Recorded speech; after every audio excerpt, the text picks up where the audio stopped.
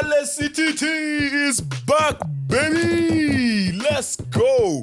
Chiefs have beaten the Hurricanes 22-17 in added time, extra time, whatever you want to call it, super point, whatever you want to call it. I believe this is the first of the season. We almost had one last week when the Reds played the Crusaders, but the Reds ended up scoring late in the game and winning that game.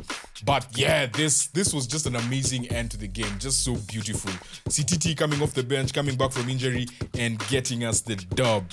Before I start, I want to give a shout out to our skipper, Luke Jacobson, on his 100th cup. I believe he's the 14th Chief to do that. Massive achievement. And yeah, no better way to celebrate his 100th cup than just put out a performance like that. Again, we were playing the Hurricanes. Like, this was a top of the table clash. This has been the best team in Super Rugby by far, not even close. And they just look so solid. If you're new here, my name is Negs. This is Box to Box Overlap. I talk about rugby. I love Super Rugby. I'm a Chiefs fan. I'm a New Zealand fan as well. And yeah, let's get into it. Coming into the game, of course, my Chiefs, we lost 3 players. I think Ruben, Kellan Boshier, and Sami Penny Finau. So there had to be a bit of a rejig in the whole team. And also Sinkinson ended up coming in to the 23 as the 23rd player, and he got his try as well, which was crucial, very crucial, because that tied the game. And we started in midfield with Quinn Tupaya at 13. I'm looking for my phone, I can't find it. Quinn Tupaya at 13, and I'm forgetting who played in the 12. But yeah, you had D-Mark in the 10, and sorry guys, just need to pull up the squad. Both Chiefs, let's go. Yeah, I'm very excited. Yeah, as you can tell. Paul was in the 12. Leroy Carter 14, Coombs Febling after his great performance last week against Moana. I think he played Moana last week, yeah. He retained his number 15 jersey. Taumoefolau, who I want to say had such an impressive game. I was quite impressed by his ability to just... He looks like a guy who just grew up playing in broken play, right? But there's things about him that I wanted to see tested. I want to see him under the high ball. I want to see him... And I think under the high ball, he was really just tested towards the end of the game, and even in extra time, or not added time, in the overtime. And he was quite solid under the high ball. Someone of his size being solid under the high ball is key, right? Because you always need size in your back three. And then even when you look at the tries we scored today, he was instrumental in away, right? Even the last try, Sititi's last try, that after the charge down, he's the one who wins the ball after Rover tries kicking it, and then he wins it and spins it, and it's just on the line. He does well to stay in the field of play, runs across. I was like, dude, pass the ball. And then he doesn't pass it, and then finally he's tackled. But then within the next phase, he gets the ball and is the one who offloads to Damien McKenzie and leads to the line break. That then leads to Jacobson getting tackled right under the post. Then we went phases, and then, yeah, the drop goal, the kick, the charge down, then the Sititi try. So, yeah, he was quite solid. If you compare how he started the season, our first game of the season, mind you, first game of the season, I feel like not many people didn't have a good game, simply because, again, it was also John O'Gibbs' first game, our new coach, and it was just a matter of just trying to get into the groove and just getting the W under our belt.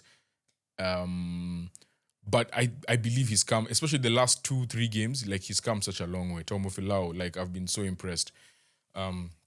He was doing a lot of these things at Moana Pacifica, but not within, because when he was playing there was a lot of broken play, so it was behind a lot of structured play, right? So seeing him actually play this well in structured format is lovely scenes.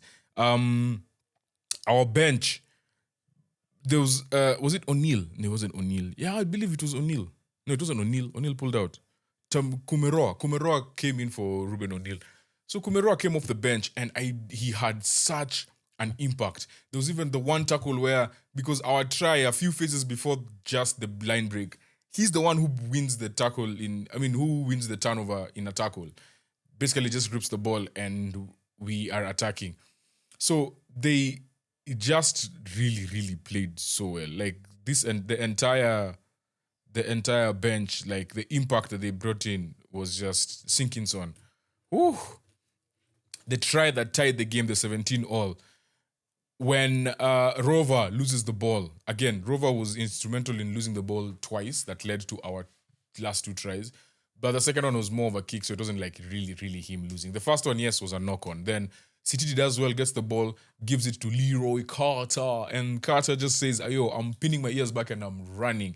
And if you're a young rugby player and you're watching that and you're a winger, the one thing he does, because the thing is, he's being chased by Cam Roigard, and Roigard is actually on his heels. But he also knows Cam Roigard is a guy who loves the ball. Like, Roigard would rather go in for an intercept at times, right, if there's cover, rather than go for the man. So when he gets the ball and he fakes that he's passing, that slows down Roigard, and Roigard has to raise his arms, and that just buys him a few extra seconds to just get a few more meters. And I think like that was quite, especially the man of his space. He just needs a second, you to just hesitate, and he's gone, right? So he had a very solid like end of the last like 20 minutes of the game. That's including the overtime. He was the guy. He was the guy. Queen Tupaya, again, just solid. Like, I don't even know what to say about this guy anymore. Up until we went into like the super point period, Cam Roigard for me was the best player on the pitch. He's just the best nine in New Zealand. Like, that's just not even a question. And the fact that even Enari has to come on in the 81st or 82nd minute, like, and even after he goes off, he doesn't look like he's played. Even the commentators are like, yo, he looks like he just hasn't played. Like, he looks like he's just enjoying life. So yeah, that was really good to see. Samisoni Takiao, man, our lineouts today, they were just not getting in.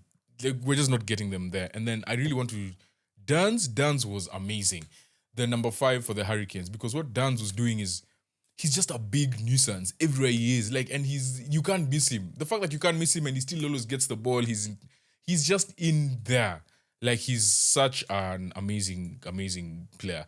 I have him on my fantasy team. He had a few lineout steals today, so I'm going to get a few points, which is going to be crucial. But I think like that battle between Isaiah Walker-Liawere, Duns, Josh Lord, and Naitoa Akoi was very fascinating. Like, that's just like an All Blacks like matchup, So very, very impressed. Asafo Aumua, again, just running like a madman. Xavier Numia, their prop. I'm like, bro, the Hurricanes they are the favorites to win this tournament. They are just so solid. They're big. They're versatile. Now they've proven to us they can actually play defense, because it was just a brick wall. We just couldn't get through. We couldn't get past any of their defensive patterns. Flanders, again, just a solid game. Like, nothing too fancy. He's everywhere. He's just tackling everything.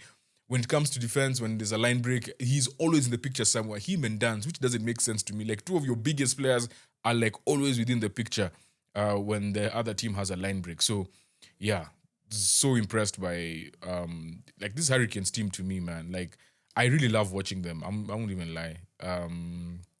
Peter Lakai is an All Black. That one is for sure. Someone, like, let me tell you, Devin Flanders and Peter Lakai are going to be All Blacks, which means there are people who are going to miss out. For sure. Because the way Lakai is playing, and then end of year, it's a 40-man tour, right? So maybe not miss out, maybe you just add to it, but these guys have deserved it. Like, they are showing that they are actually ballers and they belong. Billy Proctor, other than the try assist, I don't think he really did much. The other thing I want to say about Billy Proctor is early in the season, he was really staking a claim in that 12-13 jersey, especially the 13 jersey. But in moments like this is a game which was very close. So for him not to have that much of an impact or be as impactful, but again, it's difficult because the game is very tight. So not everyone can have an impact. But I feel like the 12-13, both sides, the four of them, Paul, Tupaya, Barrett, and Proctor, were just there. Like, no one was extra special. This was more of a forwards game. This was a very attritional, just go at it. How many tongues? Like, it was just, yeah. Finingianofo, we did well to keep him quiet. I enjoyed that quite a bit, even though Moby got his try. Hakin as well has moments where he can... Hakin is just... Like, sometimes, you know, the people who, whenever they get the ball and you see them, they just see space. You're like, this guy's not going to get through that space. And it's like, oh, damn, he's actually going to get through that space. That's hacking. Like, he can get through the smallest of spaces, or even go through spaces that you don't even expect to, or you don't really see from when you're watching. So, yeah, man, I really love the Hurricanes. I just love their team. Of course, I want the Chiefs to win. I want the Chiefs to win everything. But the way this team is playing, the way they've been built, the personalities, the players, from their captain, Duplessis Kirifi, to Jody Barrett, to hard men like Isaiah Walker-Liawere. Brad Shields also came off the bench, and he also had a massive, massive game, because there were times where I think we had a line-out in their own. He won a line-out. He won a turnover in his 22. He won a line-out, our line-out in their 22. So, again, coming on, veteran, impact player, man, this team is going to be hard to beat. So this is why I'm so excited we managed to beat them today, and we now move to the top of the table, even though we've played one more game than the Hurricanes, so they still have a chance to go back to the top of the table. But at least for the weekend, I'm going to sleep at the top of the table. That's been my recap. Chiefs versus the Hurricanes. And yeah, if you're new here, again, as I said, I'm on TikTok, I'm on IG, and on YouTube. Make sure you subscribe, leave a like. Tell me what you think about the game. Who do you think should make the All Blacks team? I feel like we should make a video on that. So far, based on the Super Rugby season, who is taking a claim for a jersey? So we'll probably do, I'll probably do a video on that. But anyway, top of the table, lads. Top of the table. Let's go.